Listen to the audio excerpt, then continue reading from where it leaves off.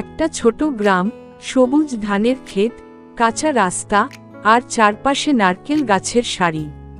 আষাঢ় মাসের এক সকাল, আকাশে কালো মেঘ জমে উঠেছে, আর হঠাৎই ঝমঝম করে বৃষ্টি নামল। গ্রামের ছোট ছোট ছেলেমেয়েরা স্কুল ব্যাগ ফেলে বেরিয়ে পড়ল বৃষ্টিতে ভিজতে। মাঠে জমে থাকা পানিতে হাঁটছে হাঁসেরা। কাদামাখা রাস্তা দিয়ে ধীরে ধীরে গরুর গাড়ি চলেছে। গৃহিণীরা উঠোনে হাঁড়ি নিয়ে পুকুরের জল ধরতে দৌড়চ্ছে। বাড়ির মাটির চুলায় ধোয়া উঠছে, কোনো ঘরে খিচুড়ি রান্না হচ্ছে, তো কোথাও ভাজা ইলিশ।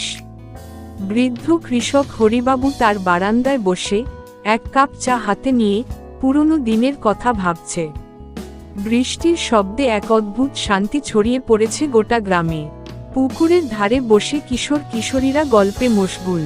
বিকেল গড়িয়ে সন্ধ্যা নামছে, মেঘের ফাঁকে দেখা দিচ্ছে একটা হালকা রঙের রামধনু।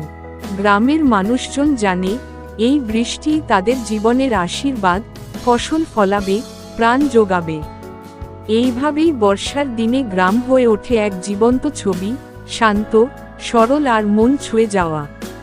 গল্পটি ভালো লাগলে লাইক, কমেন্ট, শেয়ার ও সাবস্ক্রাইব করে দেবেন। ধন্যবাদ।